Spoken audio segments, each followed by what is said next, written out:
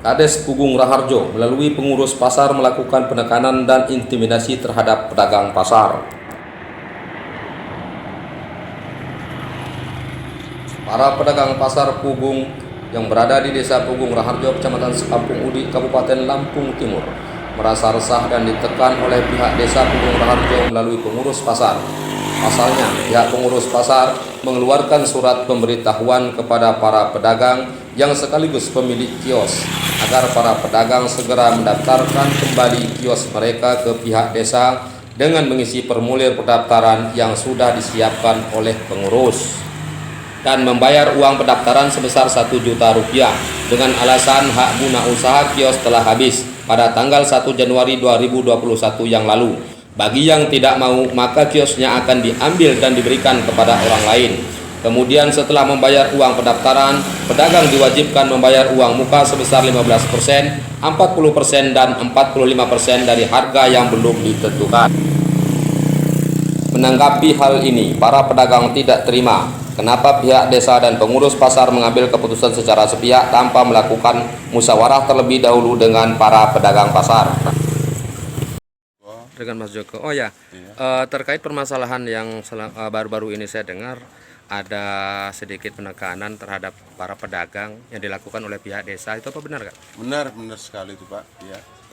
Penekanannya seperti apa, Pak? Penekanannya itu banyak, Pak. Itu baik melalui surat selebaran itu yang tanpa musyawarah itu pertama, yang kedua intimidasi yang berupa penekanan ketika kita dimintain DP sebesar 1 juta, Pak. Itu DP apa, Pak?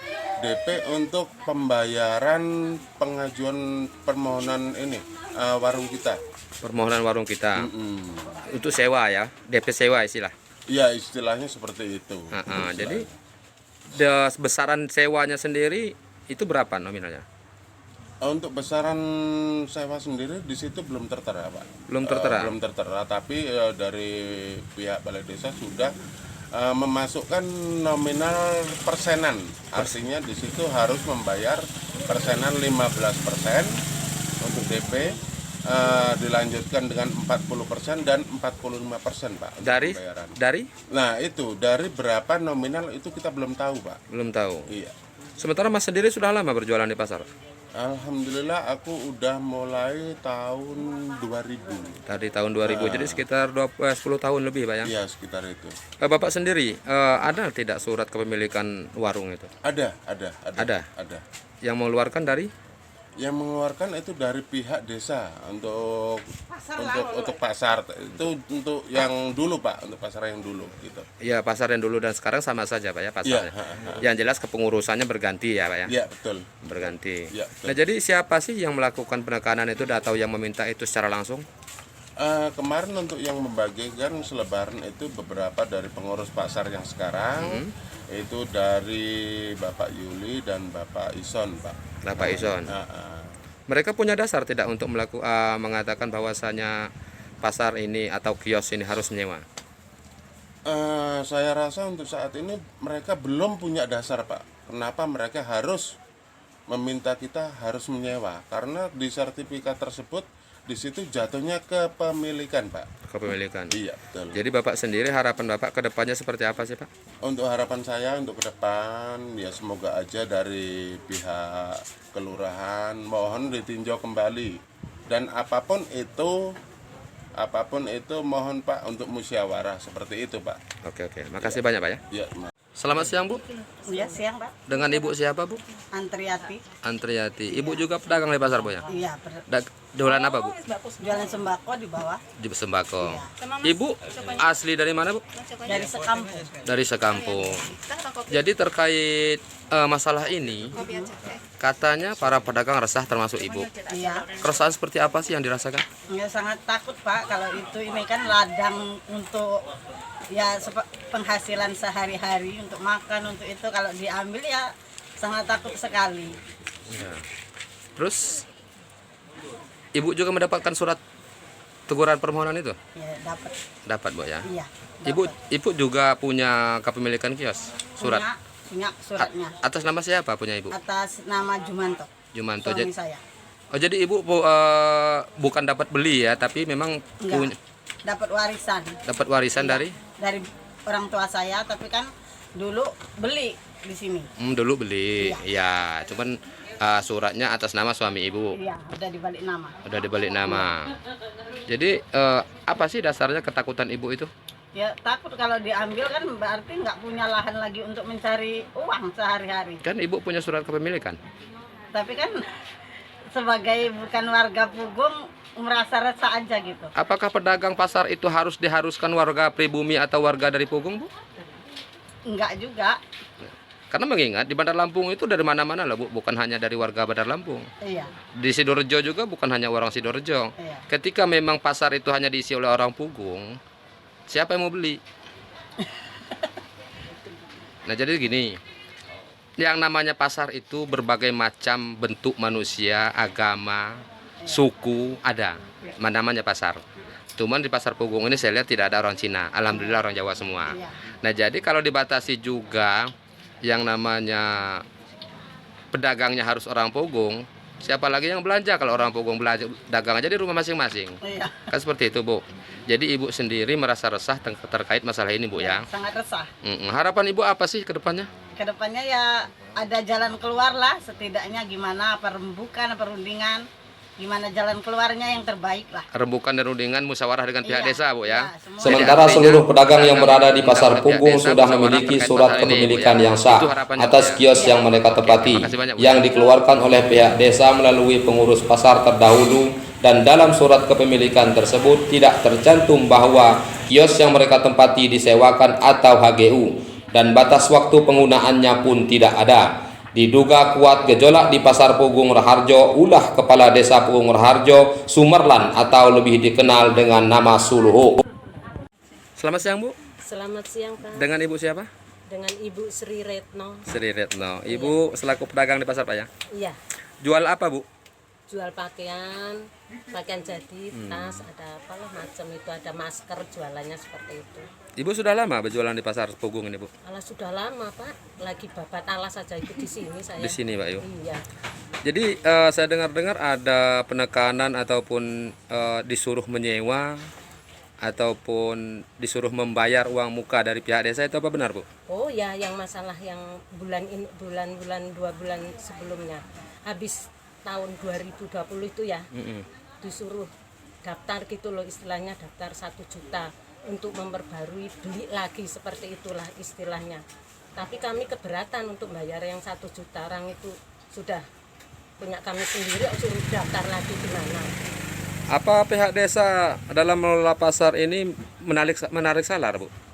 Ya, setiap hari. Setiap hari berapa, Bu? Setiap hari 2.000 Per kios. per kios, Sel- ada yang 1.000. Selain itu ada lagi nggak yang dipungut mereka?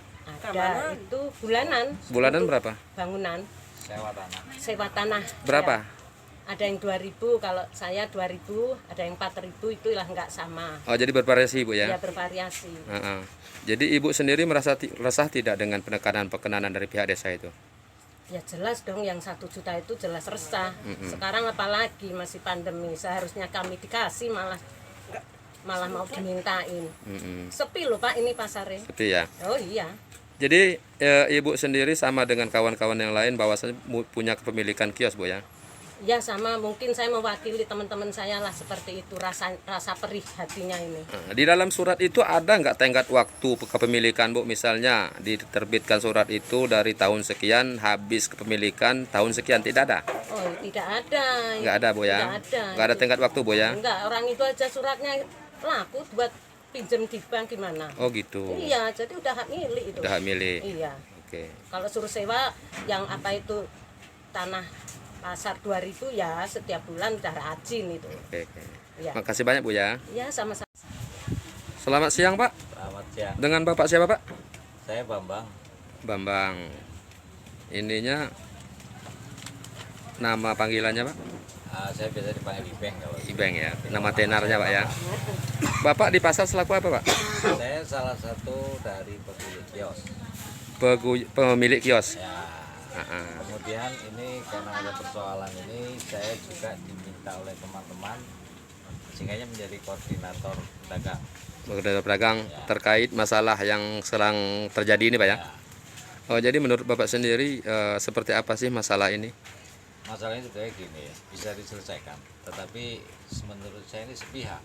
Mm-mm. Kenapa? Karena tiba-tiba tanpa musyawarah pihak pengurus pasar dan kepala desa juga BPD itu memberi surat pemberitahuan yang nggak jelas sih menurut saya itu. Kok tiba-tiba mengatakan bahwa HGU ini habis dan kita harus mengembalikan toko kita ini atau kios kita ini kepada pihak desa dan akan dijadikan sebagai aset desa. Sementara kita juga mempunyai itu surat keterangan kepemilikan. Menurut saya dan teman-teman, kios ini sebenarnya adalah milik kita, jadi kita bukan penyewa.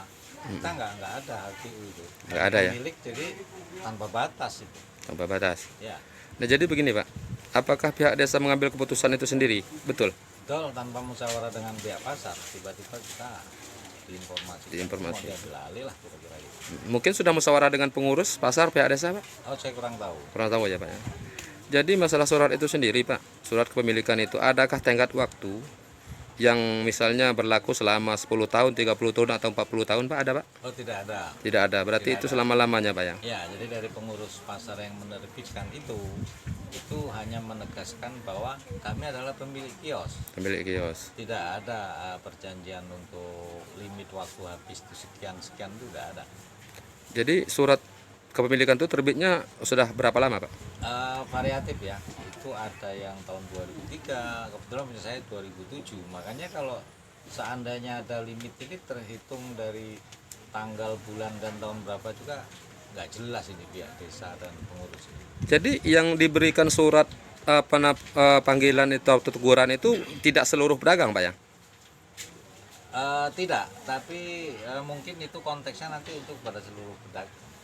Untuk pada seluruh pedagang. Saya dengar begini ya Pak ya, ada beberapa teman-teman di pasar ini yang juga langsung kepala desa itu datang, itu menegaskan dan menekan untuk segera mengisi formulir atau mendaftar ke balai desa. Kalau tidak, ini nanti ada yang mau menggantikan itu. Kalau kata Pak Kepala Desa udah 60 orang sekian nanti yang mau ngisi pasar itu. Yang sudah daftar ke desa. Itu menurut Beliau. Kepala Jadi yang Desa. turun langsung memberikan surat formulir itu kepala desa langsung Pak ya? Bukan, kalau yang formulir itu di sini kan ada pengurus, pihak pengurus, kemudian Pak Lurah ini turun minta informasi tentang pasar dan menyampaikan Kepada pedagang. kepada pedagang bahwa cepat daftar ke balai desa. Kalau enggak ini sudah ada yang mau ngisi udah 60 sekian orang, sebutnya begitu. Jadi apa sih sebetulnya keinginan para pedagang ini Pak terkait masalah ini Pak? Ya pada saat ini kan kemarin juga kan kita kena klaster COVID ya. Ya. Sehingganya berdampak itu kita sepi ya. Ya. Nah, pada saat pemerintah ini lagi bingung mau ngasih bantuan kok kita malah ditekan.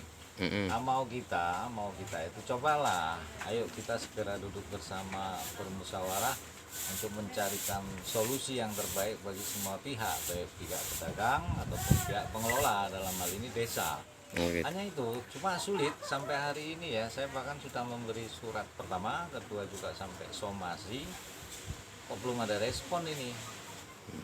Jadi harapannya supaya bisa diajak musyawarah bersama lah Pak ya, terkait kita masalah hanya, ini. hanya menginginkan itu. Ayolah kita duduk bersama. Dalam surat-surat yang saya kirimkan juga ke pihak pengurus dan pihak kepala desa itu, intinya kita meminta untuk memusyawarahkan dulu lah, jangan sepihak. Apa tanggapan mereka terkait surat Bapak itu? Belum ada sampai hari ini. Belum ada tanggapan. Belum ada. Jadi dalam surat itu apa semua pihak sudah dilibatkan oleh kepala desa seperti tembusan ke camat? Dalam surat Mereka tidak. Mereka mengirim tuh pemberitahuan tuh hanya kepada pihak pedagang. Tetapi saya juga memberi tembusan ya, surat-surat yang saya berikan itu termasuk ke camat dan ke polsek gitu. Polsek enggak, surat mereka yang mereka kirimkan ke pedagang, apakah ada tembusan ke camat? Tidak. Tidak ada Pak ya? Saya lihat, saya pelajari admin di suratnya itu hanya ditujukan kepada pihak pasar. Hanya pihak Tidak pasar. ada sisi kemana nggak ada. Tidak ada sisi tembusan kemana-mana, ke polsek ataupun ke camat tidak Nggak ada. ada. Oke, makasih banyak Pak ya. Sama-sama. Hingga berita ini ditayangkan belum ada penjelasan dari pihak Desa Pugung Raharjo atau dari pengurus pasar. Sebab untuk menemui Kepala Desa Pugung Raharjo, reporter media ini sangat kesulitan. Sepertinya seluruh Kepala Desa Pugung Raharjo enggan untuk dikonfirmasi terkait masalah ini. Resolusi TV Herwandi melaporkan dari Lampung Timur.